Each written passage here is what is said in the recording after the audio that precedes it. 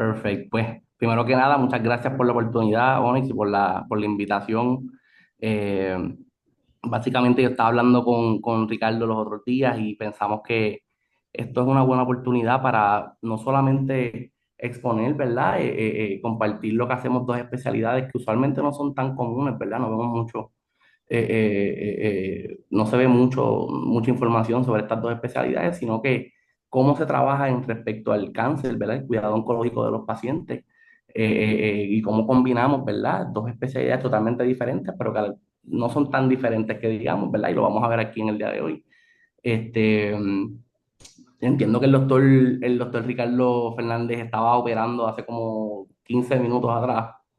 No sé si gracias a Dios salió a tiempo y pudo estar aquí con nosotros. Ya estoy aquí, ya Eh, estoy aquí. Ya me despertaron el paciente y ya estamos aquí.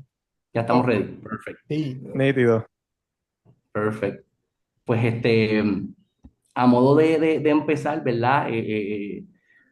Pues yo soy radiooncólogo, y como claro, el doctor Fernández es neurocirujano. Hoy vamos a estar hablándoles un poquito de lo que son las especialidades, ¿verdad? Cómo atacamos lo que es el cáncer, un paciente con cáncer, cómo podemos tratar este paciente y cómo se trabaja en conjunto. En general, el caso que escogimos, ¿verdad? Vamos a hablar un poquito de metástasis a cerebro. Queríamos empezando, ¿verdad? Queríamos empezar con el cuidado general de oncología. Cuando se habla de oncología, usualmente hablamos de tres especialidades o tres esquinas diferentes a las cuales, ¿verdad? Lo ideal es que las tres se unan y podamos dar unas recomendaciones de tratamiento. No sé si han escuchado el término tumor board, ¿verdad? Yo me acuerdo cuando yo estaba en medicina en Ponce, a mí me llegaban emails a cada ratito de lo que si hay tumor board aquí, tumor board allá, y yo no sabía qué era eso. Básicamente, eso son reuniones, ¿verdad? Que se reúnen todos estos especialistas y discuten casos. Y es súper importante porque usualmente son los cirujanos los que presentan los casos y, y, y es bien lindo ver cómo todas las especialidades, ¿verdad? Radiooncología, hasta patólogos, cirujanos, oncólogos, médicos, todos se unen y dan sus recomendaciones en base a estudios clínicos. Y es para mí de verdad de las mejores cosas que tiene la medicina. En resumen, tenemos oncología médica. Estos son los oncólogos clásicos, ¿verdad? Que dan quimioterapia, inmunoterapia, en general terapia sistémica. Usualmente ellos hacen 3 años de medicina interna y después tienen que hacer 3 años de subespecialidad, ¿verdad? De fellowship en hematología y oncología, ¿verdad? En hematología y oncología. Entiendo que los fellowships como tal en medical oncología ya no son tan comunes. Hoy en día casi todos, por no decir todos, son hematología y oncología. Eh, Así que lamentablemente, aunque no vayan a practicar hematología, tienen que coger un board de hematología, que para mí no tiene sentido, pero así es verdad que funcionan las cosas. Está en área de cirugía. Dentro de cirugía, lo que se conoce como cirugía oncológica, ¿verdad? Pues depende del tipo de cáncer. Si estamos hablando de un cáncer de pulmón, pues un cirujano cardiotorácico. Si estamos hablando, ¿verdad? De un tumor en el cerebro, la espina dorsal, pues obviamente neurocirugía. Si es un cáncer de próstata, pues urología. Pues depende del tipo de cáncer, ¿verdad?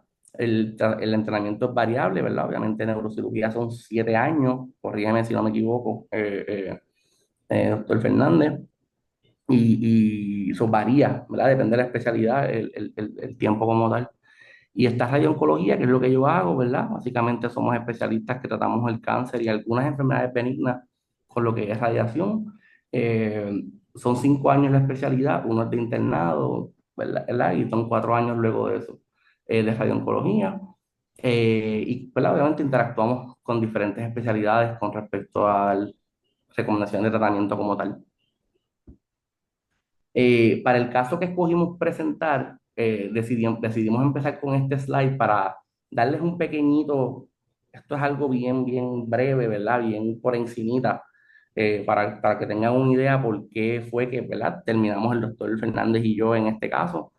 Eh, Usualmente cuando tenemos pacientes con metástasis en cerebro, por lo general, varían, otros factores también son importantes, pero por lo general, si tenemos un paciente que la lesión, ¿verdad? De metástasis en cerebro es más de 4 centímetros grande, ¿verdad? Está causando algún tipo de presión, le hacemos un MRI y vemos mucha inflamación, el paciente está súper mega sintomático, pues, ¿verdad? Lo que está indicado 100% es que un neurocirujano lo evalúe.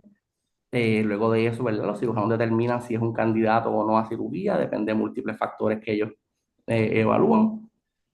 Y si el paciente es un candidato, pues entonces se hace una resección seguido, ¿verdad? Siempre y cuando sea posible por radiación postoperativa. Usualmente se tratamos la cavidad donde estaba el tumor como tal. Eso lo tratamos con radiación. Pueden pensarlo como para modo de esterilizar los márgenes y asegurarnos que el cáncer no vuelva.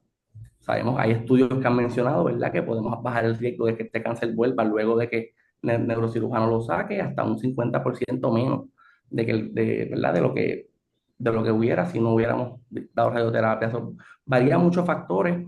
Si el paciente no es candidato a cirugía, pues, ¿verdad?, hay otras opciones.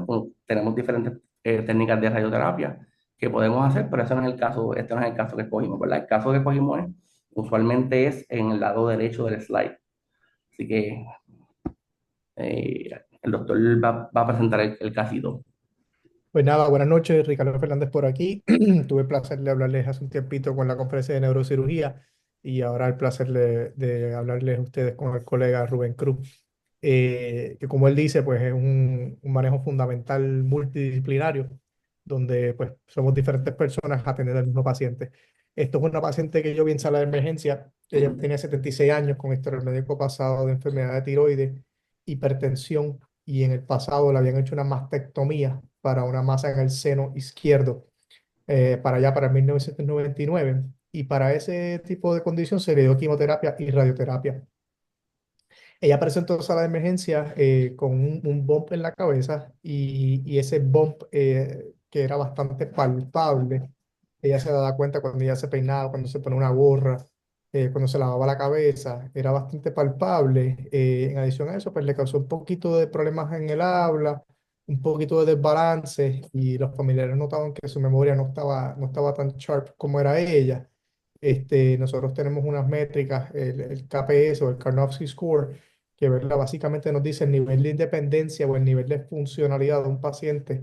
Y eso es importante para nosotros, tanto para nosotros como para los radiooncólogos, porque si el paciente no tiene una funcionalidad o una independencia muy alta, pues eso pues, afecta lo que nosotros le vamos a ofrecer a ese paciente, en el sentido de que si es un pacientito que está encamado, ¿verdad?, que no tiene mucha funcionalidad, pues de nada vale hacer la cirugía más agresiva posible. Así que nosotros tenemos que atemperar lo que le vamos a ofrecer a cada paciente con la condición, las circunstancias y el ambiente clínico de cada persona. Puedes ir a la próxima. Este es una fotito que ya mismo le vamos a poner un video, pero básicamente es una fotito axial de un MRI T1 con contraste. Así que para los muchachos que están un poquito más, que son más principiantes, por decirlo así, esto es como si estás viendo al paciente y estás parado en los pies del paciente y mirando, ¿verdad?, a través de la planta de los pies, mirando hacia el cerebro. Así que donde ustedes ven esa manchita blanca, abajo, en lo que es la esquina inferior izquierda de la laminilla, pues esa manchita realmente está en la parte derecha del paciente, porque recuérdate que estamos viendo al paciente desde los pies. Así que ahí donde está enseñando Rubén con el mouse, esa es el área, como por decir acá, la parte parietal derecha del paciente. Esa área pues está cogiendo contraste de manera homogénea. Y yo, ¿verdad? Una vez uno ve ese MRI, pues uno puede decir, pues mira, esa masita pues está invadiendo el hueso, y se ve que llega a los tejidos subcutáneos o al área más blanquita en la superficie, que es la piel. Y también, ¿verdad? Pues está cerquita del área de la dura, que es esa capa de membrana que recubre el cerebro. Cuando nosotros vemos este tipo de lesión, pues ahí están las medidas 5.2 por 1.8 centímetros. Esto es lo que se conoce como una lesión extraaxial, porque está fuera del cerebro, no está dentro de la materia del cerebro. Eso sería una lesión intraaxial y tiene componentes extracraneales porque se ve que la masa sale por fuera del hueso. Y el diagnóstico diferencial, siempre que uno piensa en cuestión de lesiones en la cabeza o en cualquier parte del cuerpo, realmente casi siempre la palabra metástasis está por el diferencial.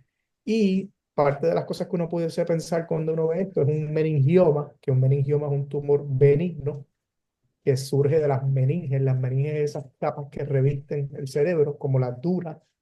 Y el meningioma pudiese, hay diferentes grados, desde grado 1, 2 y 3, siendo 3 más agresivo que el grado 1. Y un meningioma relativamente agresivo, lo que se conoce como meningioma atípico, podría presentar de esta manera.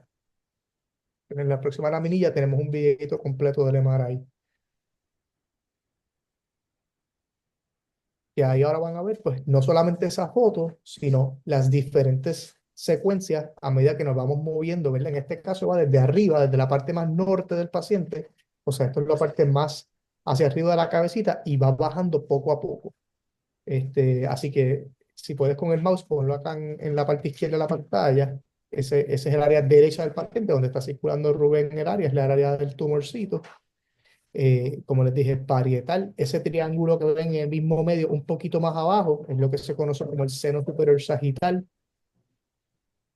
Y por ahí vamos viendo los cortes, como vamos bajando en dirección hacia los pies. Fíjense que ahora vemos ambos ojos del paciente, ojo derecho, ojo izquierdo, y van a empezar a ver la puntita de la nariz en la parte de arriba, porque nuevamente el paciente está acostado en una cama y tú estás parado en los pies del paciente. Ahora vamos a ver básicamente los cuajitos de cada oreja, oreja derecha, oreja izquierda. Y ahora pues otra vez hacemos scroll yendo de abajo hacia arriba. Estamos pasando el área del cerebelo, que es esa área que está aquí abajo, subiendo.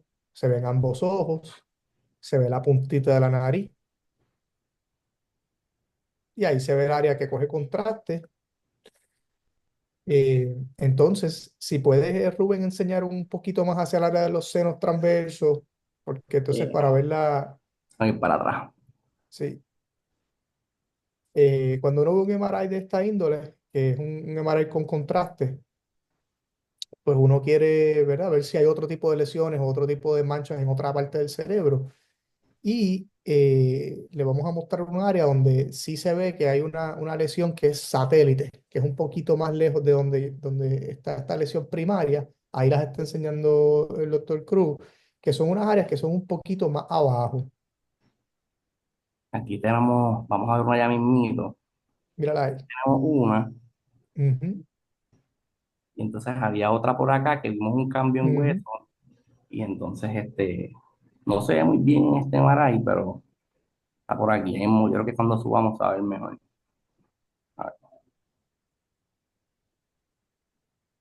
Y esta pues todo lesonita esto que son está aquí. consideraciones, exactamente, todo esto son consideraciones que nosotros como cirujanos, ¿verdad? Y tenemos que tener discusión con el equipo de radiooncología y los oncólogos, porque con cirugía, pues yo tengo que dejarles saber el plan con el que yo voy a atacar, ¿verdad? La patología que tiene el paciente de entrada. O sea que no necesariamente yo le puedo sacar la lesión grande y en adición a eso, las lesiones pequeñas.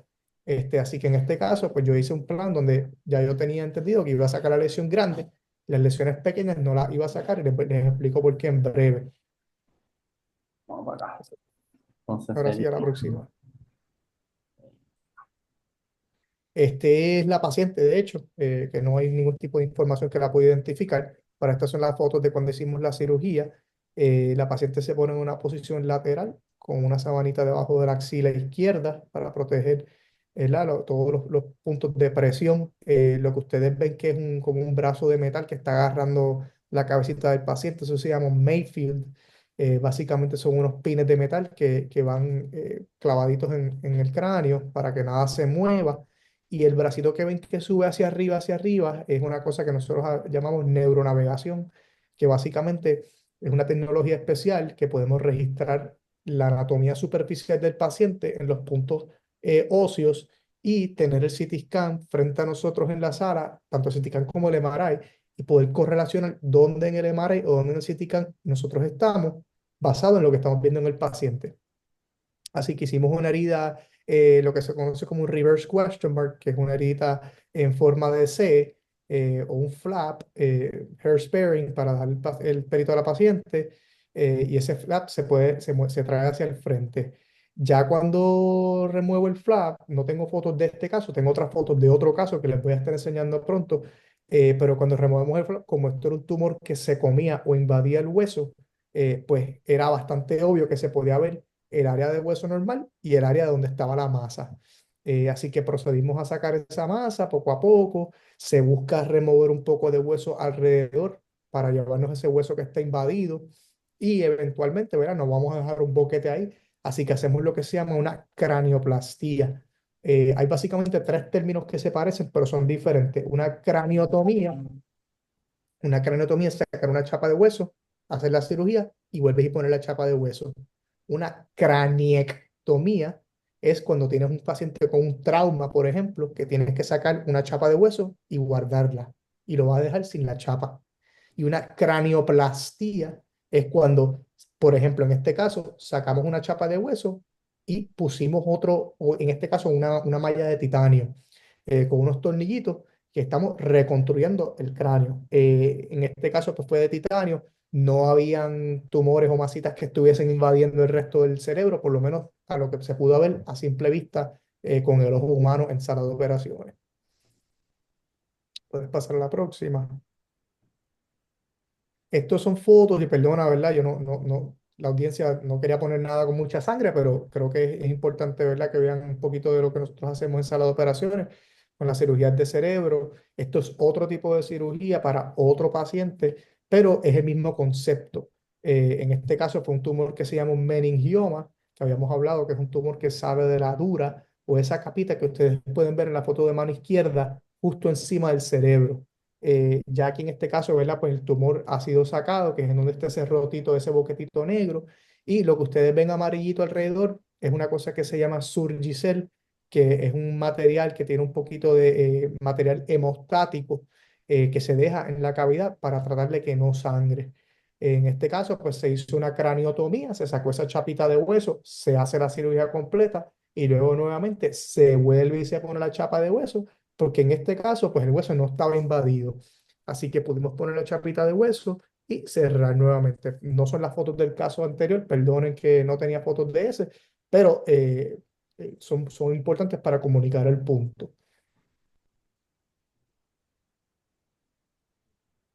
Entonces, en cuestión de patologías, pues nosotros cuando hacemos la cirugía enviamos un cantito para patología preliminar, que es lo que se llama un frozen. El patólogo te llama a la sala de operaciones para decirte, número uno, si el tejido es anormal o es normal, si él cree que es tumor, si cree que no es tumor. Eh, Muchas veces te dicen, mira, pues sí, esto parece anormal, parece ser un tumor, y uno se supone que le dé el historial al patólogo del paciente. Mira, esto es un paciente que tiene un historial de metástasis perdón, de cáncer de seno y en mi diferencial está metástasis. Entonces el patólogo pues, puede poner tanto el historial con las imágenes, con lo que yo le envié junto y decir, ok, pues basado en lo que tú me estás enviando, esto parece ser esto. Eso es un diagnóstico preliminar porque eventualmente esos tejidos se mandan a fijar en formalina y se mandan a hacer diferentes estudios de inmunohistoquímica, que es lo que ustedes ven en la parte de abajo de la laminilla, donde se dice, mira, pues estas células que se sacaron de este paciente responden a estas proteínas con estos marcadores y entonces se dice que esto es un cáncer de seno con esta, ¿verdad? Que responde con estos marcadores, en este caso con progesterona, estrógeno y HER2, etcétera. Así que eso es importante, ¿verdad? Para ya el cuestión del tratamiento oncológico, dependiendo el comportamiento a nivel molecular de cada tumor, pues eso va a dirigir el tratamiento oncológico que se le da al paciente eventualmente.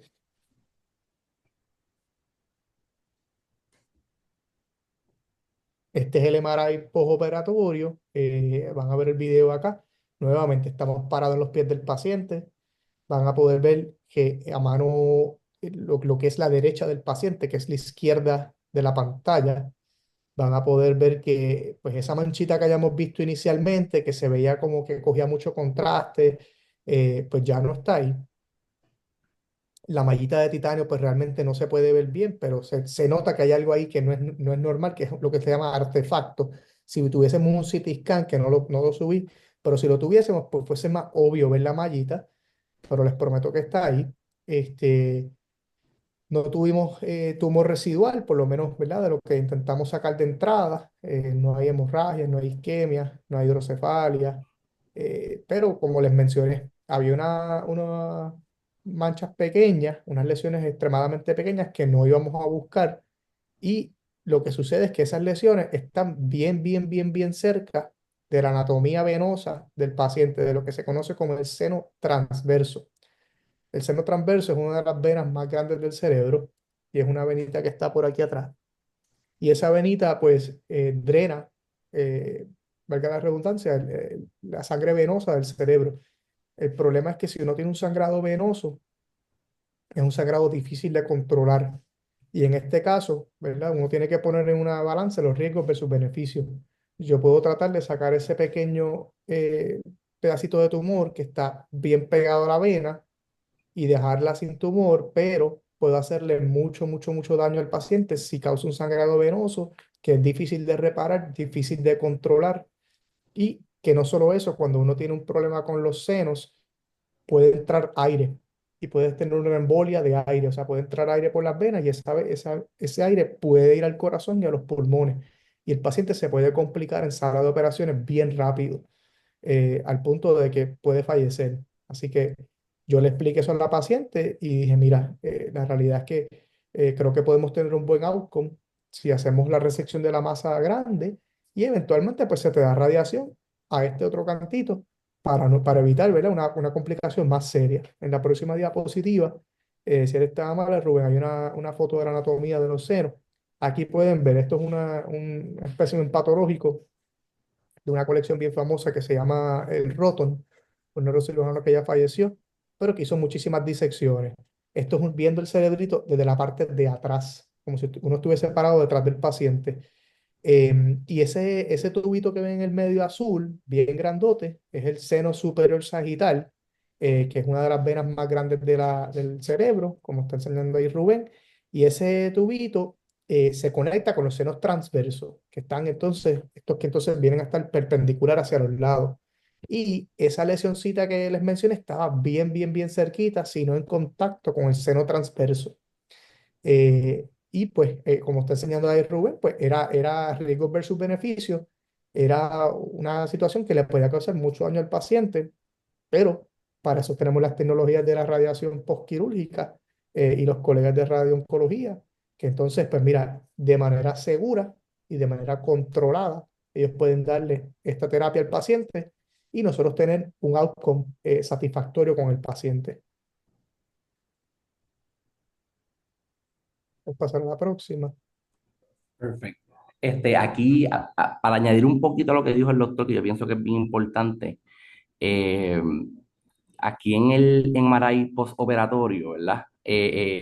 Una de las cosas que usualmente los radiooncólogos discutimos con nuestros neurocirujanos, y usualmente los neurocirujanos son súper buenos discutiendo, escribiendo su nota de procedimiento. Eso es clave, clave, clave para los radiooncólogos porque eso literalmente nos hace que estemos presentes en el momento de la cirugía. Donde los cirujanos ponen, abrí esta parte y tuve dificultad, ya que estaba bastante pegadito al hueso. Ellos ponen literalmente todas las complicaciones, todo lo que se les hizo, ¿verdad? Que el caso sea un poquito más difícil. De hecho, muchas veces, ¿verdad? Te dicen, mira, pues corté esto, no lo pude cortar todo porque estaba pegadito al cerebro, así que tomé la decisión de cortar aquí y dejar un poquito de tumorcito acá. Eso es importantísimo porque, ¿verdad? Cuando vemos el MRI, no sé si pueden ver mi cursor.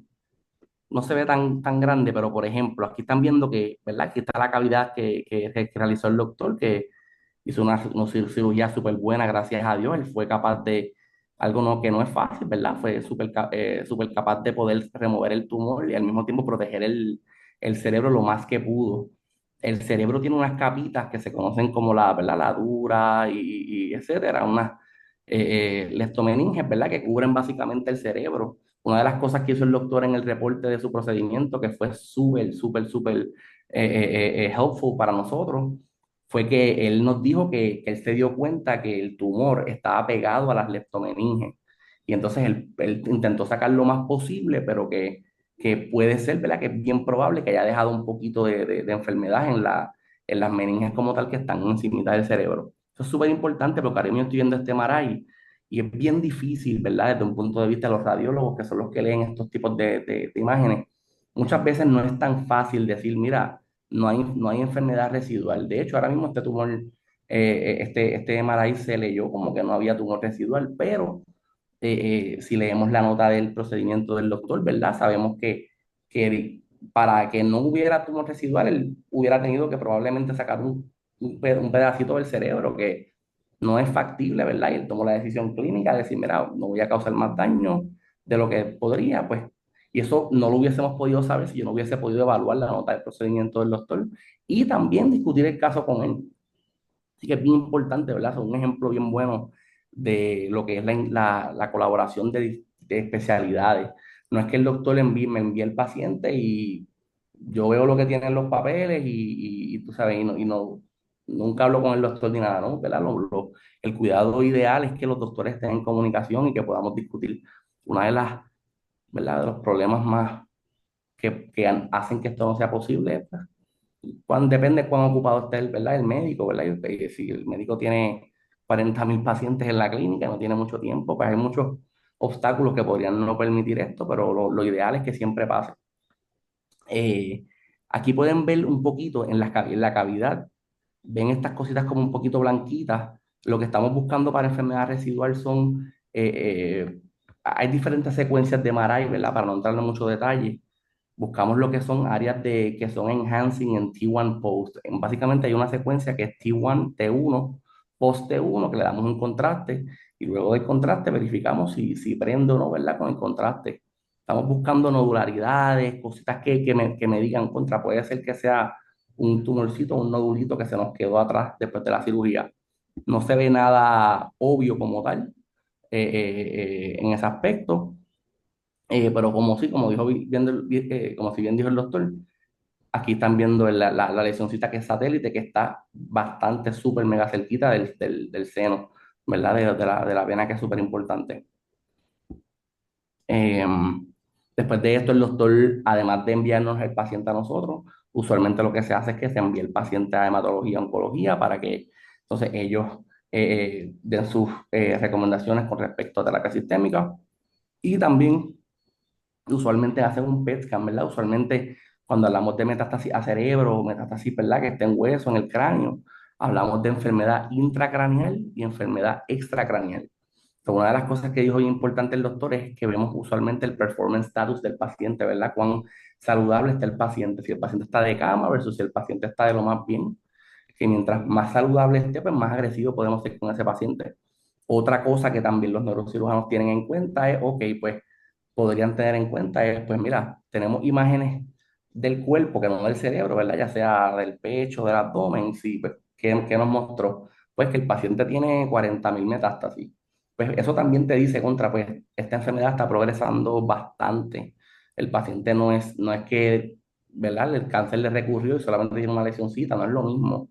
Metástasis hoy en día ya no es lo mismo que era hace 20, 25 años atrás, ¿verdad? Depende de la cantidad de metástasis. Un paciente que tiene 5 lesiones de metástasis no tiene la misma prognosis que un paciente que tiene 40 lesiones de metástasis. Suena un poquito lógico, pero ¿verdad? Hace 15 años atrás era lo mismo, se consideraba lo mismo en oncología, se les daba quimioterapia con la misma prognosis. Ya no es lo mismo. Eso es importante hacer un PET scan para evaluar la enfermedad extracraneal.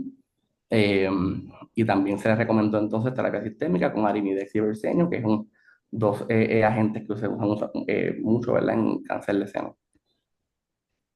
Pues el doctor me llamó a las millas, me envió a la paciente y yo la vi entonces en agosto 21, a modo de resumen, ¿verdad? De oncología, pues como ya mencioné, ¿verdad? Tratamos el cáncer y algunas enfermedades pequeñas con radiación. Hay diferentes tipos de radiación, lo podemos hacer con fotones, que son luz, es la luz, básicamente la luz que tienen en el cuarto ahora mismo encendida probablemente. Estos son fotones, pero si cogemos esos fotones y le subimos la energía un montón, pues hacemos lo que se conoce como rayos X, pero es lo mismo, fotones, luz. También tenemos protones, que eso es usualmente una técnica que usamos especialmente para pacientes pediátricos por unas características físicas que tienen, que los fotones no tienen. También tenemos los electrones, que usualmente los usamos para lesiones que son bien superficiales. Son bien buenos porque usualmente no penetran, una vez interaccionan con la piel y imagínense un rayo de radiación, tan pronto entra a la piel, pues deposita la dosis de radiación y no penetra mucho. Usualmente cogemos ventaja de eso y lo usamos para tumores de piel usualmente. Y también hay estudios ahora mismo que están usando hasta carbón, literalmente iones de carbón para que es bien parecido a lo que es el Proton para tumores de cabeza y cuello. Solamente se hace mucho en Japón, pero creo que en Jacksonville, en Mayo Clinic, creo que quieren abrir un centro de carbón, que sinceramente no tiene ningún beneficio en cuestión de resultado de tratamiento, pero pues los pacientes siempre quieren lo nuevo, ¿verdad? Y pues, aunque no necesariamente sea lo mejor para el paciente. Aquí pueden ver un ejemplito, aquí les puse más o menos de un plan de radiación. Aquí pueden ver un MRI, aquí son dos lesiones de metástasis, y aquí ven cómo usualmente creamos la nube de radiación alrededor de las lesiones, que lo podemos hacer con una precisión de 1 a 2 milímetros. Imagínense eso, bien, bien mega preciso, y así podemos asegurarnos que protejamos las estructuras que están alrededor de eso. Aquí usualmente, así usualmente inmovilizamos a los pacientes. ¿Ven esta máscara que está aquí? Esto se conoce como una máscara, en inglés se conoce como un aquaplastic mask, que es como una máscara que usualmente es como una, imagínense como una, no sé ni cómo explicarlo, como si fuera una red así mismo, pero es flat. Entonces lo que hacemos es que la calentamos bastante en un hornito que nosotros tenemos, y tan pronto esté bastante caliente, pero tolerable para el paciente, obviamente, pues entonces se la ponemos encima del paciente, la amarramos esa misma mallita a la mesa, y la red entonces se pone durita. Eso es bien importante, ¿verdad? Porque hablamos de un tratamiento, estamos hablando de un tratamiento que se conoce como radiocirugía, que pues, eso se lo creó un neurocirujano, ¿verdad? Junto con los radiooncólogos en Pittsburgh, donde el doctor Fernández de Tomás literalmente entrenó. Y básicamente le pusieron radiocirugía por lo preciso que es, como si fuera una cirugía virtual, ¿verdad? Es tan preciso como si fuera un cuchillo, literalmente.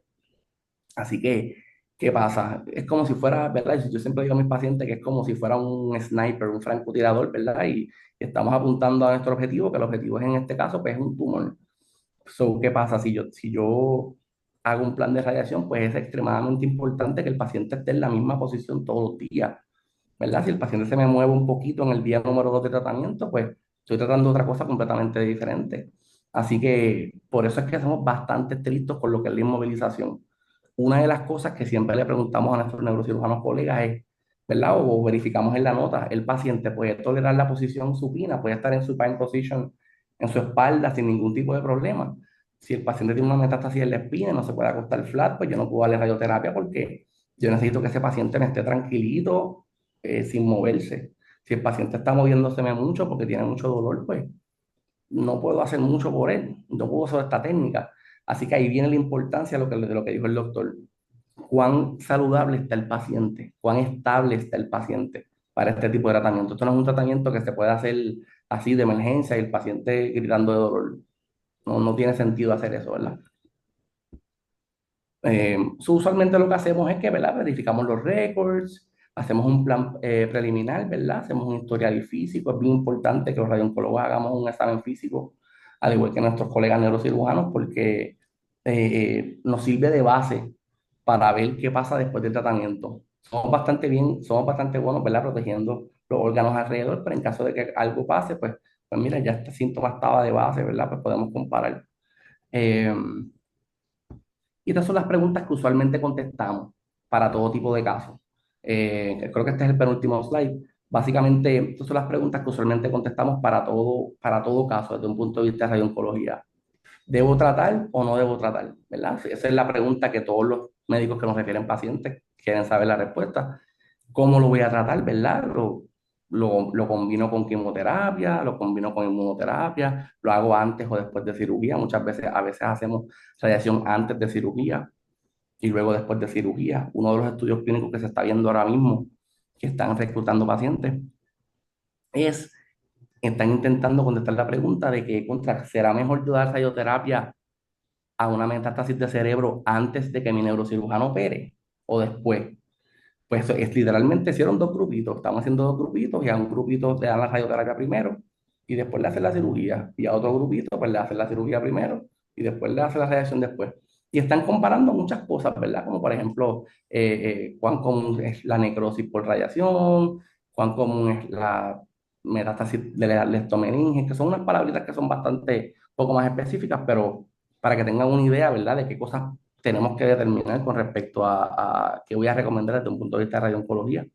qué tipo de dosis, qué modalidad de tratamiento, ¿verdad? Tenemos un montón, un sinnúmero de técnicas que yo tengo que escoger, ¿verdad? Que de qué manera lo voy a tratar. Yo tengo que decirle al paciente siempre, ¿verdad? Qué es lo que yo espero de este tratamiento, ¿verdad? Nuestros boards son bien estrictos con respecto a los números. ¿Cuál es el overall survival de este estudio? Qué por ciento de pacientes sobrevivieron? ¿Cuál es el por ciento, ¿verdad? Tan común los efectos secundarios versus no. Usualmente las personas cuando escuchamos la palabra radiación, ¿verdad? Pensamos en algo negativo, algo malo. So, es bien mega importante que tengamos todos estos números en mente para poder explicarles al paciente y a nuestros médicos que nos refieren pacientes. Eh,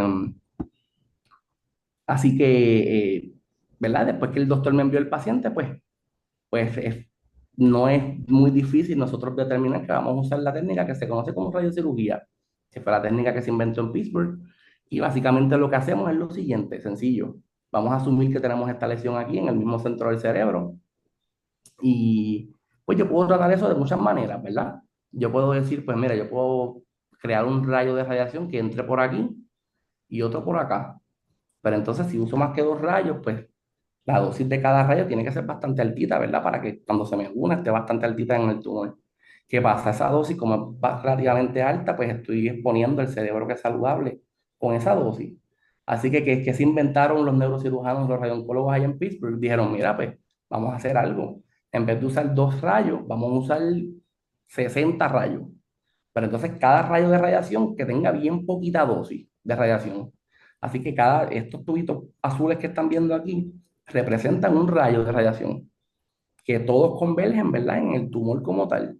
Y aunque todos tienen una dosis bien bajita, cuando ellos se unen en el tumor, la dosis es altísima. Y pues eso es lo que se conoce como radiocirugía, radioterapia estereotáctica, básicamente. Así que esto se usa usualmente para dosis bien altas, que tenemos que saber lo que estamos haciendo. Es súper seguro, ¿verdad? Por la tecnología que tenemos hoy en día nos permite hacer esto bien fácil. Eh, Esto es lo que se conoce como radiocirugía. Esto fue lo que hicimos para el paciente, creo que este es el último slide. La paciente lo que hicimos, lo que yo hice fue, usualmente en este tipo de casos, lo que hacemos es que con una dosis bastante bajita, bastante segura, lo que se hace es que se trata toda la cavidad, la cavidad que el doctor mostró hace 10 minutitos, esa cavidad completa está en riesgo de tener enfermedad microscópica. Así que todo eso le damos una dosis de radiación relativamente bajita y entonces me concentro bastante fuertecito en las lesiones que el doctor no pudo sacar. Entonces van a ver aquí el plan de radiación que yo creé básicamente. Déjame ver si lo puedo poner un poquito grande, para que lo puedan ver mejor. Aquí están viendo, si se fijan, esta nube amarilla es la nube de radiación que cree, que básicamente esa es la dosis que es un poquito más bajita, que es para profiláctica microscópica. Van a ver unas nubes de radiación rojas que son más intensas. Perdona, Rubén, rapidito. Esto es un CT scan y ahí es que se puede ver la mallita. Ven que se ve diferente, o sea, mucho más finito, la Ah, mallita de titanio versus el hueso, que es mucho más grueso mm, alrededor. ya. Perdona, no te interrumpo. No, no, buen punto ese, sí, me olvidó mencionar eso. Y entonces, ¿verdad? Eso es importantísimo lo que mencionó el doctor, porque eso me dice a mí, ¿verdad? Si leemos la nota de procedimiento del doctor, estamos viendo, ¿verdad? Que teóricamente eso está en riesgo de tener enfermedad microscópica, de que haya una recurrencia local, lo que se conoce local, ¿verdad? De aquí a 12 meses, por ejemplo. Y pues se trata de eso con una dosis extremadamente segura. Aquí pueden ver cómo literalmente, justamente al lado de esta nube de radiación está el cerebro que es saludable. Y pueden ver cómo la dosis cae drásticamente, ¿verdad? A modo de 1 o 2 milímetros. Es una tecnología increíble, sinceramente. Eh, eh, ¿Verdad? Hemos avanzado demasiado el campo. Y pues entonces van a ver ya mismito unas nubes rojitas, que son las lesiones que el doctor no pudo sacar porque era muy riesgoso. Lo van a ver dentro de poco en esta área por aquí.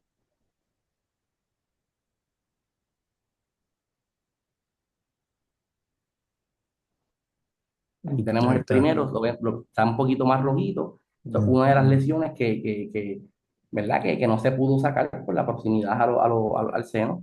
Ujú. Aquí tenemos otra aquí. Mira, mira esta nube más rojita.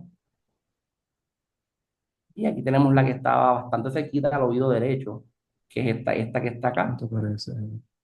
Antes de yo, ¿verdad? Cuando yo creé este plan, yo le envío un video al doctor porque quiero estar seguro de que él esté de acuerdo y que en caso de que haya algo que se me pase, en algo de que él me diga, mira, Rubén, también me preocupa un poquito esta parte aquí que no pude tocar o lo que sea, pues siempre es importante, me encanta envolver a mis neurocirujanos y a mis cirujanos, si es un cáncer de pulmón o lo que sea, ¿verdad? Para tener los mejores resultados de tratamiento. Básicamente aquí, así que básicamente creamos, aquí están viendo estas líneas amarillas que ven así al frente, que entran por al frente y por atrás, son una representación de cómo los rayos entran. Esto que está aquí, que es esto amarillito, hay una técnica bien buena que se conoce como VMAT, que es Volumetric Arc Based Therapy, que lo que hace es que literalmente es como un arco que da Ujú. vuelta alrededor del paciente y entonces va moldeando la radiación bien chévere y podemos tratar al paciente de manera más fácil y más rápida también. Eh, y aquí So, también, ¿no? perdón si me escuchas, literalmente es Seguro. como si fuese un microondas que está dando vueltas y eh, tirando Básica- lasers poco a poco, ¿verdad? Para una básicamente, analogía más común, vamos a decirlo. básicamente, ¿verdad? Es una máquina que si la pueden ir a Google ahora mismo y pueden poner, por ejemplo, TrueBeam, que es como True de verdad, y Beam de rayos, TrueBeam Radiation, y van a ver una máquina literalmente con un brazo, ¿verdad? Que lo que hace es que da vuelta alrededor del paciente. Y entonces esa mesa, ¿verdad? Pues podemos cambiarle el ángulo. Si el paciente está acostado aquí, pues puede moverse para arriba. Y así podemos jugar con los ángulos de cómo entra la radiación. Hay mucha física envuelta, ¿verdad? Nosotros tenemos que coger un board de física también. Uno de los boards que cogimos, que tenemos que coger, ¿verdad? Es de Medical Physics, literalmente, porque tenemos que saber lo que estamos haciendo, porque imagínense. Y como dice Bonnie, literalmente con solo microondas. Pero entonces, pero pueden ver cómo es bien importante, ¿verdad? Hay un propósito. Podemos bajar el riesgo de que esto vuelva y de una manera segura. Efectos secundarios tienden a ser usualmente un poquito de cambios en piel en esa área. El pelo tiende a crecer un poquito menos en esa área. Muchas veces vuelve a crecer como si nada. Eh, y el riesgo bien bajito de causar un segundo cáncer a largo plazo. Usualmente para que tengan números en la cabeza. Ahora mismo todos nosotros los que estamos en esta reunión, de aquí a 20 años, los estudios mencionan que tenemos un riesgo más o menos de desarrollar un cáncer de 0,4%, súper bajito. Pero ese riesgo está porque somos seres humanos y estamos expuestos a muchas cosas que no sabemos, ¿verdad? Si le fuéramos a dar radioterapia a un paciente, pues ese riesgo subiría de un 0,4 a un 0,8% de aquí a 20 años. Como quieras, menos de 1%, Ah, súper mira. bajito. Y si fuera a pasar, pasaría en el área que tratamos. Así que, ¿verdad? Sería en esta área que está bastante intensa, ¿verdad? La nube de radiación que hicimos. No sería en más ningún otro lado. Y tendría que pasar en un mínimo de 10 años, por definición. Si le sale otro tumor en esa área, ¿verdad? Dentro de 10 años, pues no puede ser un cáncer secundario por radiación, por definición. Eh, el paciente se va hacemos 5 tratamientos, hicimos 5 tratamientos con esta paciente. Usualmente tratamos un día sí, un día no, para que lo tolere bien con calma. Ya se puede ir, puede guiar, no hay ninguna contraindicación. No está radioactiva, no brilla en la oscuridad, como me dijo una paciente hoy que me estaba preguntando si iba a brillar en la oscuridad. No está radioactiva, ¿verdad? No puede guiar, puede hacer de todo, puede comer lo que sea, no hay ningún tipo de problema. Yo la voy a ver en seguimiento, entiendo que la semana que viene, y creo que el doctor también la va a ver, si no me equivoco, en diciembre con un MRI, si no me equivoco. Este, que ese probablemente es el plan por ahora. Creo que estamos esperando los resultados del PET scan para que entonces oncología pueda seguir con su plan de quimioterapia, inmunoterapia, etcétera. Y, y básicamente ese es el plan con ella. Como tal, yo Nice. entiendo que este era el último slide. A ver, no sé si tengan ahora una preguntita por ahora o Sí, yo tengo una pregunta, doctor Cruz. Ah, cuenta. Mencionaste lo de TrueBeam y aproveché, ¿verdad? Dijiste que ¿verdad? Mencionaste que la buscara y busqué una imagen y la puse en el chat por si, ¿verdad? Primero para que confirmen que eso es mi número dos, por si alguien quiere verlo. ¿Verdad? Estaba viendo la imagen. No, mi pregunta es lo siguiente, cuando tú estás planificando, ¿verdad? Las áreas que entonces, ¿verdad? Quieres trabajar, en que vas a estar trabajando la radiación por lo menos de la imagen que veo, ¿verdad? No sé si hay diferentes, pero de la imagen que veo no estoy viendo tal vez como un monitor, ¿verdad? Como tal vez yo lo he visto en el DaVinci, que si no está en otra parte y lo está viendo con cámara. No sé si tú estás monitoreando al momento mientras dando una radiación o esto es algo que tal vez se, ¿verdad? Se cogen escaneos de, por ejemplo, a través de CT scan, se cogen escaneos del paciente y entonces tú haces tal vez un preprograma de cómo se va a estar trabajando y entonces básicamente le da run al programa y entonces pasa la radiación. Esa es mi pregunta ahí. Básicamente, y eso es un proceso, ¿verdad? Bastante, un poquito más específico, pero tienes toda la razón. Literalmente lo que nosotros hacemos es, yo hago un CT, Ujú. ¿verdad? El MRI que envió el doctor postoperatorio, que es bien importante, lo que hacemos es que lo fusionamos. Ah, Literalmente lo fusionamos uno con, encima del CT. ujú, Usamos el CT por otra razón que es bastante física. ujú, El CT lo podemos usar porque una de las maneras que se deposita la dosis de radiación por fotones es calculando ujú. la densidad de electrones, Ok. que eso no se puede usar con un MRI. Así que yo tengo Mm, que tener un CT para hacer un plan de radiación en vez de un MRI. ok. So, puedo usar MRI para ayudarme, pero tiene que ser un CT, ambas un CT. Entonces, luego de eso, pues hacemos el plan y entonces literalmente nosotros trabajamos con otra rama que yo tampoco sabía, ¿verdad? En medicina. Hay una rama que usualmente son PhDs, ¿verdad? En física que hacen un fellowship en lo que se conoce como medical physics. Oh, So, wow. literalmente hay físicos que son médicos y por obligación, ¿verdad? En mi clínica, en una clínica de radiooncología, tiene que haber un físico. Ese físico usualmente una de las cosas que hace es Quality Assurance, QA, Mm, como tú mencionaste. Básicamente ellos tienen, bien cool, ellos tienen un cubo, literalmente imagínense un cubo invisible, no un cubo clear, mm, básicamente con una bolita en el mismo centro de metal que es capaz de medir la dosis de radiación que tú le des. Y entonces esto está lleno de agua y por muchas otras actividades que también ellos hacen, pues ellos son capaces de medir ese rayito como si esa bolita que está en el medio fuera el tumor o el área que yo voy a tratar. Y entonces así ellos se aseguran que es un plan seguro, que la máquina puede hacer el plan que yo quiero que haga. Y eso se hace usualmente antes de que empecemos el tratamiento del paciente.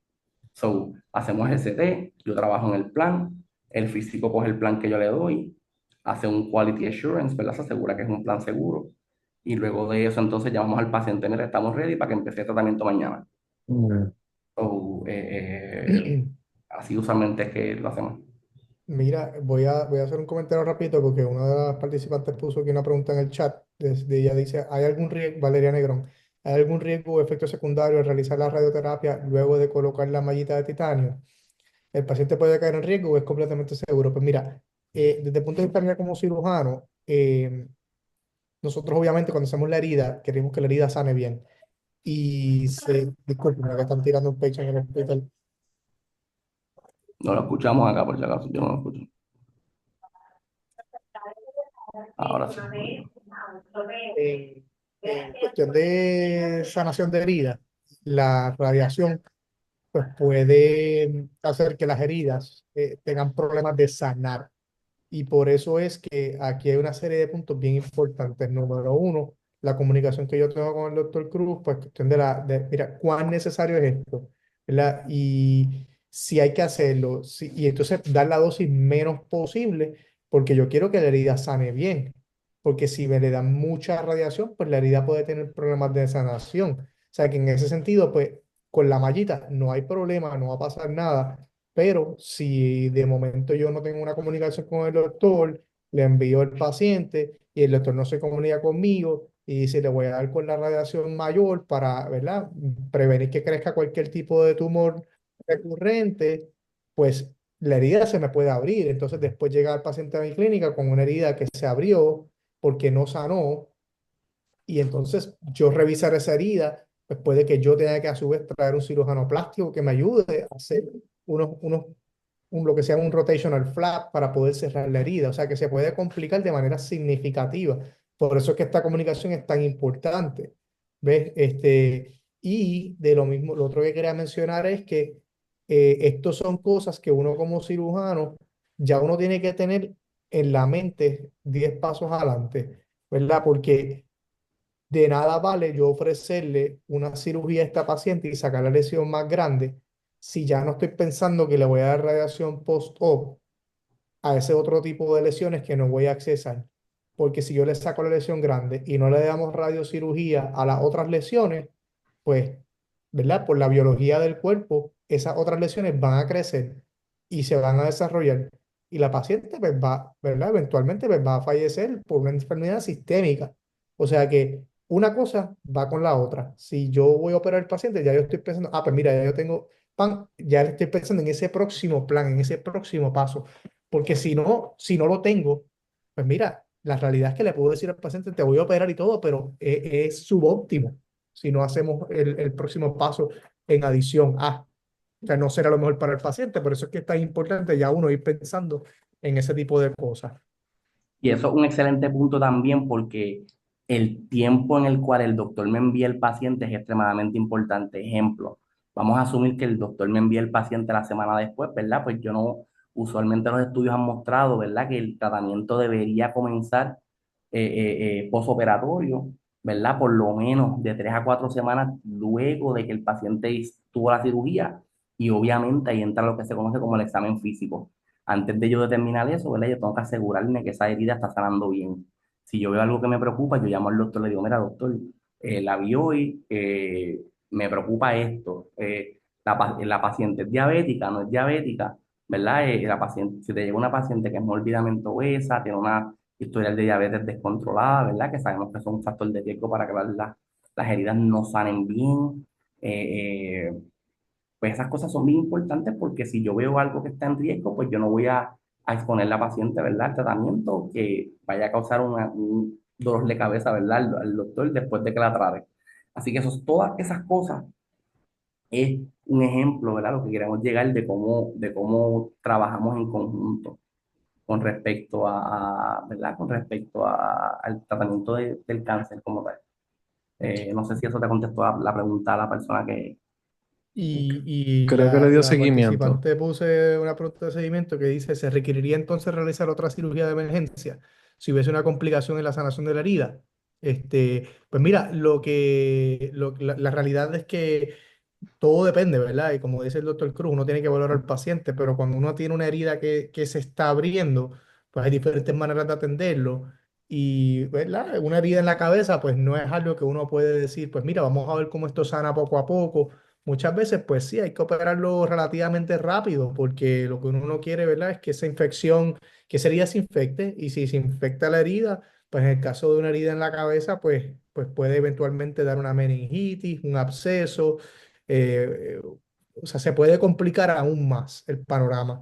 Así que todo depende de cómo llegue el paciente, dónde sea la apertura de la herida, si está drenando, si no está drenando, ¿verdad? Si tiene una clínica, un cuadro clínico de sepsis con infección en la sangre. O sea, hay pacientes y hay pacientes. Dependiendo de las circunstancias, pues puede ser necesario hacer un lavado de la herida relativamente rápido, o dependiendo de lo que tenga, ¿verdad? Si hay algunas heridas pues se comportan de manera más crónica, pues no necesariamente hay que hacerlo corriendo, eh, pero algunas heridas que se abren, pues sí hay que atenderlas de manera un poquito más pronto. Y lo Ujú. que puso, si el paciente tiene algún tipo no entiendo bien la pregunta, si el paciente tiene el récord de haber tenido un derrame cerebral, eh, entiendo que la pregunta es si el paciente ha tenido un derrame cerebral, si se le pudiese dar radioterapia, me corrige el doctor Cruz, pero entiendo que no será una contraindicación. O sea, Exacto, usualmente no es una contraindicación, sabemos que los vasos sanguíneos, al igual que los nervios, son extremadamente resistentes a la radiación. So, para yo mm, causar algún tipo de neuropatía luego de la radiación, ¿verdad? O algún tipo de daño vascular, tiene que ser una dosis. Yo te diría que el radiooncólogo que lo estaba haciendo no, probablemente no sabía lo que estaba haciendo, es extremadamente raro, es súper resistente a la radiación. Así que Ok. usualmente no nos preocupamos por eso. Que eso es Ujú. algo importante. Eso es una buena pregunta porque como el doctor mencionó que estaba preocupado por el riesgo, ¿verdad? Quirúrgico de causarle daño al seno, ¿verdad? La venita. Pues desde el punto de vista de radioterapia lo podemos hacer seguramente, no tenemos que preocuparnos por eso. Pero nos preocupamos por otras cosas, ¿verdad? Que es como todo. So, tenemos que preocuparnos que la herida sane bien y esas cositas, ¿verdad? Que sea el paciente esté estable desde ese punto de vista. Mm. Una preguntita, estaban hablando, por ejemplo, de que, ¿verdad? Uno de los exámenes, ¿verdad? Cuando estaban haciendo el examen físico, tal vez cuando antes que empezó la paciente, me imagino que esto era parte del examen neurológico, que una de las, ¿verdad? De lo que me acuerdo, una de las cosas que, uno de los síntomas que estábamos viendo era, por ejemplo, el gait imbalance, ¿verdad? Y eso obviamente, pues, muchas veces, pues, es una indicación de que hay algo, ¿verdad? Neurológico. Mi pregunta es la siguiente, número uno. Después, y tal vez esto sería para el doctor Fernández, después que ¿verdad? En este tipo de paciente o en esta paciente en particular, después que se removió el tumor grande, vamos a ponerlo de esa manera, ¿se vio algún tipo de alivio en esos síntomas neurológicos como gait imbalance? Y la segunda pregunta, que tal vez esto sería para el doctor Cruz, vamos a decir que, por ejemplo, la herida por alguna razón está teniendo problemas, ¿verdad? De sanación. Vamos a decir que es una diabética descontrolada y pues eso está indicando problemas. ¿Cómo yo en un examen físico pudiese visualizarlo? ¿Igualmente estuviese viendo ese gait imbalance o cómo posiblemente lo pudiese trabajar? Tal vez empezando, me gustaría empezar con el doctor Fernández. Mira, nada, lo que tú mencionas es importante en cuestión de los síntomas preoperatorios. Yo te diría que ella tenía como, pues, síntomas no específicos. No necesariamente esos síntomas están causados por la lesión, pero pudiesen estarlo. Independientemente cuando tienes una lesión del tamaño de la que ella tenía, con erosión de huesos, que era palpable y accesible, pues ya cumple con criterios quirúrgicos para la resección. Pero no necesariamente la lesión, te puedo decir, el 100% está causando los problemas de ella. Puede que ella tenga esos problemas por otras razones. Cuando se hace la cirugía, pues eventualmente el cuidado postoperatorio, pues uno maneja el dolor, uno maneja las presiones, se manejan con antibióticos por 24 horas, que es difícil hacer específicamente si esas cosas mejoran. Por lo menos cuando yo la vi en la oficina, ya en la clínica para el seguimiento a las par de semanas, pues ella se veía clínicamente mucho mejor, se sentía mucho mejor, no tenía problemas de desbalance, no tenía problemas del habla, pero esto es, ¿verdad? Es un espectro de síntomas y no necesariamente todos son causados por el tumor, pero algunos sí. Pero eventualmente a largo plazo, pues ella ha ido mejorando y esperemos que siga mejorando. Cuando yo la vi en la clínica, ella estaba nueva, literalmente. Ella no tenía ningún síntoma, no parecía ni que había tenido una cirugía ¿verdad? De que para nada. Eso es una pregunta bien importante, ¿verdad? Porque tengo que asegurarme que el paciente esté estable. Así que cuando yo la vi, la paciente estaba totalmente asintomática. Repito, de que totalmente asintomática, no ni un síntoma tenía. Si yo, en caso, para contestar la pregunta de Onyx, si yo tengo un paciente que me llega, ¿verdad? Con esos factores de riesgo que usualmente tendemos a ver en examen físico, pues tendemos a ver en examen físico una lesión de piel que no está sanando. O ya ha pasado 4 semanas y la lesión ves que está un poquito ulcerada, un poquito, se ve como un poquito abiertita, ya se supone que ya esas 4 semanas ya esa lesión esté ya con cicatriz, ¿verdad? Que la cicatriz esté ya estable y que esté sanándose a punto de sanarse de 90-95%. Pues una paciente que tiene ¿verdad? Una ulcerita que está abierto, que tú ves que hay una interrupción en la piel como tal, pues ya eso te dice que esta paciente, ¿verdad? Hay algo que no cuadra aquí. Así que usualmente miras el historial médico, sorpresa, tiene diabetes, o algo tiene, ¿verdad? Que explicaría, ¿verdad? Porque eso está pasando. Si eso fuera el caso, una de las cosas que podemos hacer desde el punto de vista de radiooncología es añadir más tratamientos de radiación. Y eso quizás se pueda entender como un poquito como que no tiene sentido, que sea como que lo contrario a lo que uno haría, pero usualmente lo que hacemos es que si añade un poquito más de tratamiento, pues la dosis de radiación por día baja. Así que eso tiende a ser un poquito más tolerable para el paciente. O mientras Ujú. más a riesgo esté el paciente, ¿verdad? Pues usualmente fraccionamos más el tratamiento, o añadimos más tratamientos como tal, con dosis por día más baja. Ok. Eh, Muy bien. Gracias, doctor Cruz, otra vez conmigo.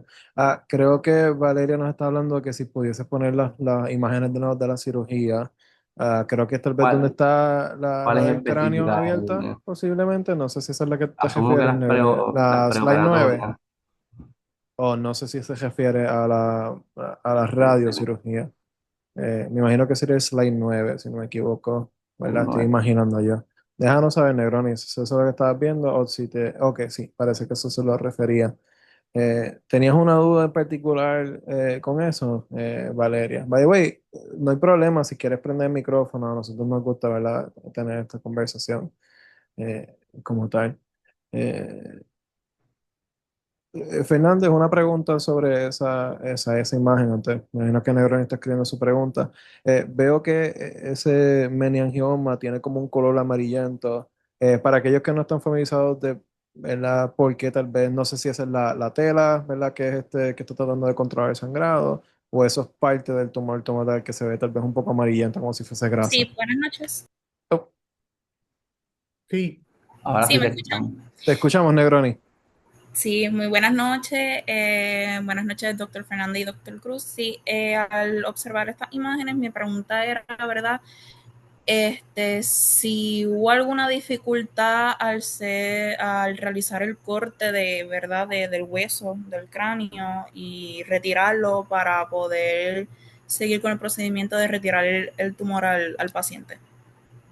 mira, atendiendo ambas preguntas, la de Onyx, lo que ves amarillento, ahí ya no hay tumor. O sea, ya yo saqué todo el tumor, ahí lo que ves básicamente es un rotito en el medio que se ve oscurito por la manera en que está tomada la foto, pero lo que tú ves amarillento es por decir como, imagínate un sello postal que tú le pones a una tarjeta, a una carta que vas a enviar en el correo, pues nosotros cortamos ¿verdad? Una telita en tamaños como si fuesen sellos postales que se llama Surgicel, que uno lo pone encima del tejido del cerebrito y eso crea hemostasis, hace que sangre menos, ¿verdad? Y eso uno lo pone usualmente en la cavidad cuando uno termina de sacar el tumor. Yo lo puse dentro de la cavidad donde yo saqué ese meningioma y lo puse en la parte de afuera ¿Ok? porque en las esquinitas del cerebrito, uno manipular el cerebrito para sacar el meningioma, ya, pues eso puede sangrar. Así que yo le puse el Surgicel alrededor de donde yo entendía que pudiese sangrar si le sube la presión al paciente, etcétera. En cuestión de lo de los cortes del hueso, de la manera que se hace eso es nosotros tenemos muchos anteriormente, pues se usaba un drill a mano y cuando nosotros hacemos procedimientos bedside en la unidad de intensivo o en sala de emergencia, Ujú. para poner un catéter, una ventriculostomía, los hacemos con el drill manual, pero en sala de operaciones tenemos un drill que es un taladro que básicamente hace un rotito como del tamaño aproximadamente un poquito más pequeño de una peseta. Y hacemos una serie de circulitos, de rotitos usualmente alrededor de lo que nosotros queremos sacar como una chapa. Al hacer esos rotitos, eventualmente lo que hacemos es que entramos unos instrumentos para despegar el hueso de la dura, la capita que se ve ahí que está justo debajo del hueso. Ujú.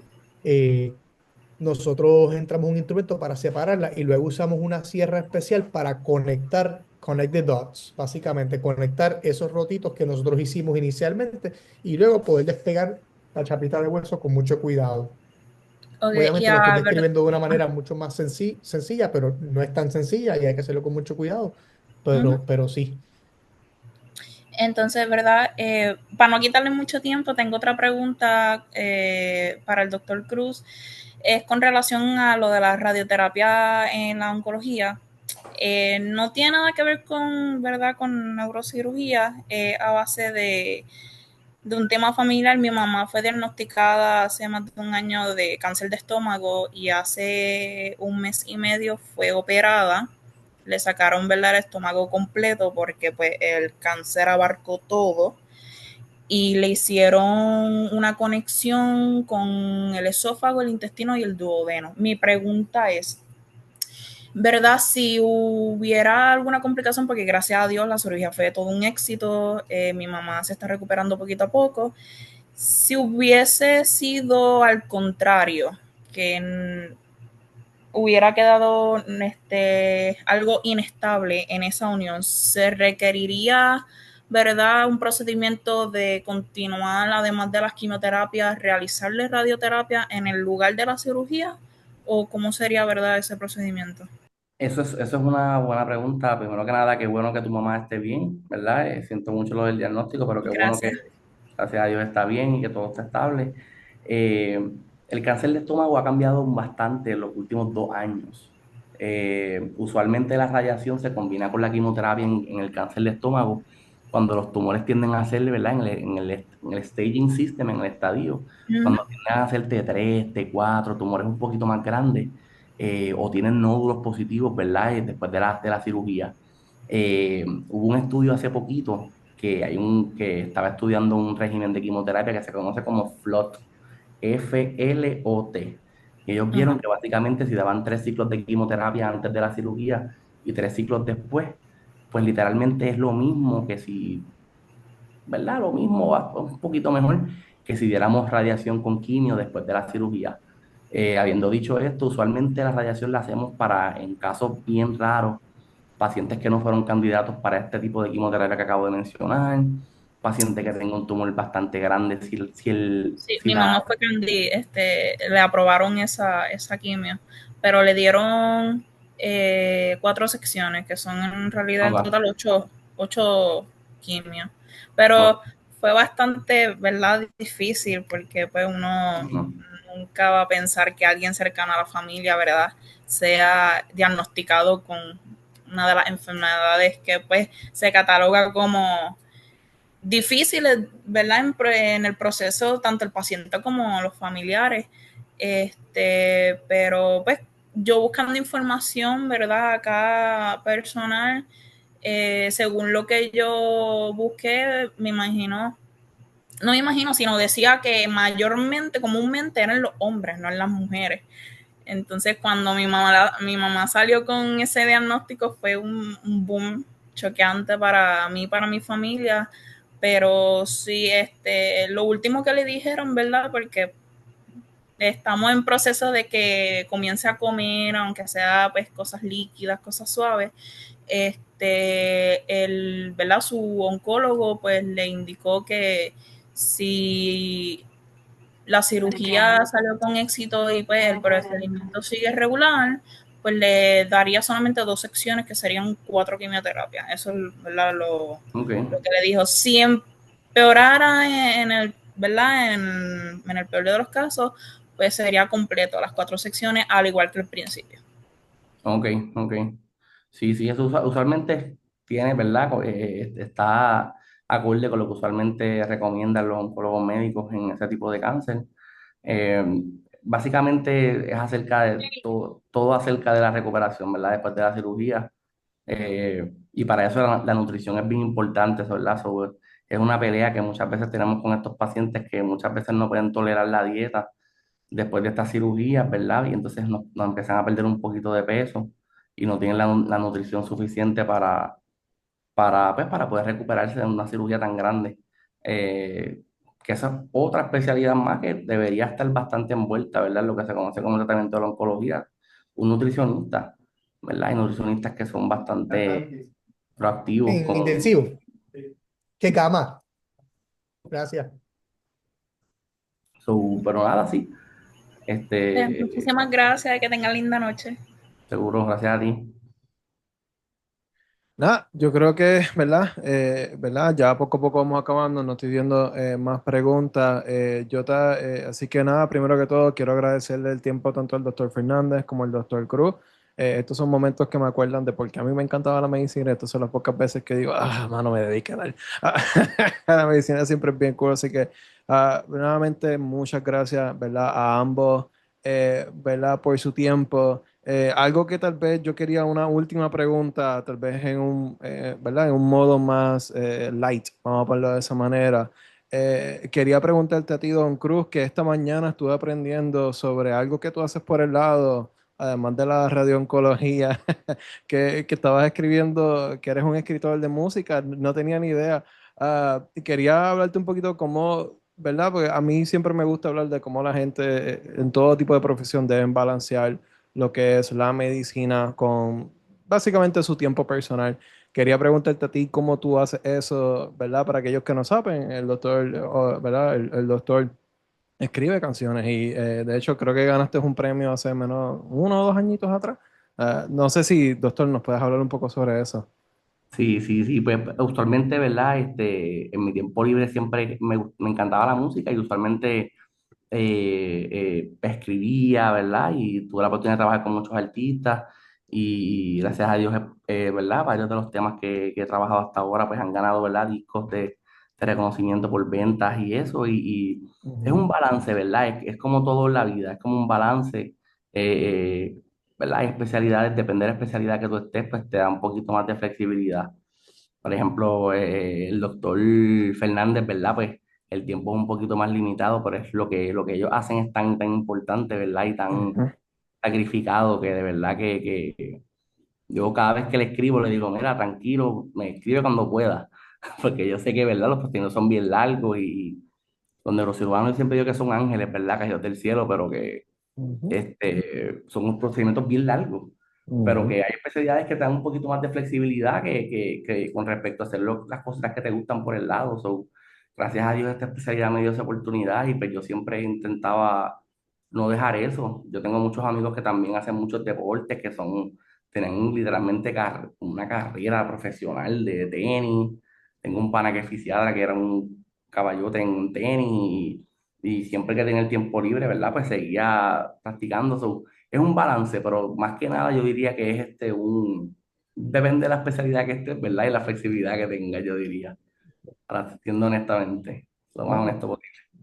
Definitivo, es algo que, ¿verdad? Uno tiene que combinar esa, ¿verdad? Con lo que uno quiere trabajar, con lo que uno tal vez puede querer hacer en su tiempo libre. Así que nada, nuevamente agradecido, ¿verdad? Con ambos doctores por sacar de su tiempo. Gracias por traer, ¿verdad? Este caso. Yo creo que yo quisiera, ¿verdad? Cuando yo tal vez estaba creciendo y estaba tal vez interesado en la medicina, tener estas cosas accesibles. Yo creo que, ¿verdad? Gracias también, ¿verdad? Por cosas no tan positivas que fuera la pandemia, pues poco a poco se ha, ¿verdad? Unificado y ha sido más aceptable que estén este tipo de conferencias en vivo. Así que nuevamente se los quiero agradecer 1 millón a ambos, ¿verdad? Por sacar de su tiempo y nuevamente seguir tratando de inspirar y orientar y guiar a esa futura generación de médicos que van a venir después de nosotros, ¿verdad? Gracias a este trabajo, ¿verdad? Que estamos haciendo. Así que nuevamente muchas gracias a ambos. Eso sería todo por la noche de hoy. Cualquier cosita, si tienen dudas y preguntas, nos pueden escribir a puertorromer@gmail y también, ¿verdad? Pueden seguir a ambos doctores en sus redes sociales. Doctores, no sé si quieren que compartir sus redes sociales o algún tipo de comunicación, ¿verdad? Si alguien tiene dudas, tiene preguntas, pues, ¿verdad? Ahí están los Instagram de ambos doctores. Si tienen dudas y preguntas hacia ellos, pues entonces los pueden escribir. Pero nada, mi gente, gracias a todos, pues, ¿verdad? Por haber pasado un ratito de sus noches aquí y les deseo mucho éxito a todos. Gracias nuevamente, doctores, que tengan muy buenas noches. Buenas noches. Gracias.